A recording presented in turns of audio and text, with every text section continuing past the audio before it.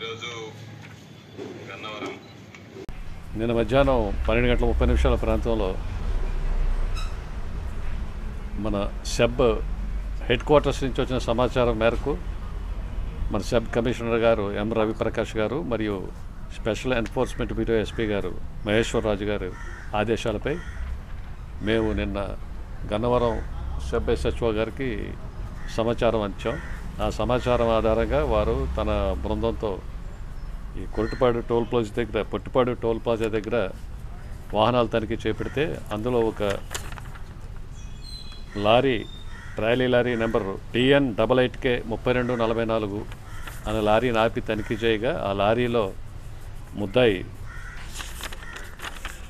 మద్రాసు వాస్తవుడు, తమిళనాడు రాష్ట్రానికి చెందినవాడు తాతపూడి దేవయ్య జోష్న జాన్ రాజ్ అనే వ్యక్తిని అదుపులోకి తీసుకుని అతను విచారిస్తే అతను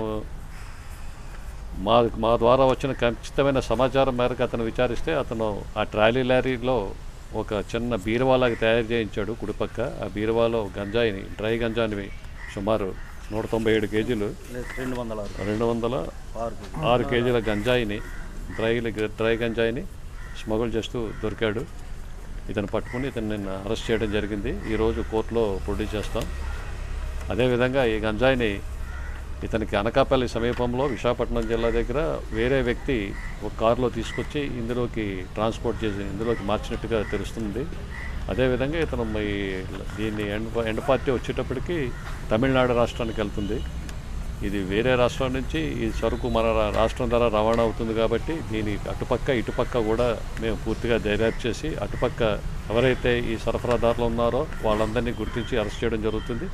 అదేవిధంగా ఎవరికైతే సరఫరా చేస్తున్నారో వాళ్ళందరినీ కూడా త్వరలో గుర్తించి వారిని అరెస్ట్ చేయడం జరుగుతుంది.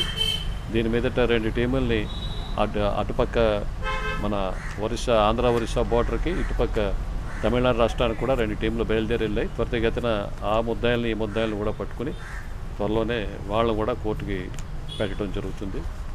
మరి మన గౌరవ DGP గారు KV రాజేంద్రనాథ్ రెడ్డి గారు IPS గారు ఇచ్చిన ఆదేశాలపై ఈ సెబ్ లేకపోతే మన పోలీసులు సంయుక్తంగా ఈ అక్రమ రవాణా గంజాయి గురించి నిరోధించడానికి అన్ని చర్యలు చేపడుతున్నారు. అందులో భాగంగా మన సెబ్ హెడ్ క్వార్టర్స్ వచ్చిన ఖచ్చితమైన సమాచారం మీద ఈ దాడిని పక్కాగా ప్లాన్ చేసి మరి పట్టుకున్న మా ఎన్ఫోర్స్మెంట్ అశోక్ గారికి, ఎన్ఫోర్స్మెంట్ ఇన్స్పెక్టర్ అశోక్ మరి సెబ్ SHO వరాలరాజు గారు వీళ్ళందరికీ కూడా హృదయపూర్వకంగా అభినందనలు తెలియజేస్తూ వీరికి రివార్డులు కూడా అందజేయడం జరుగుతుంది. సరుకు వచ్చి 16 లక్షలు.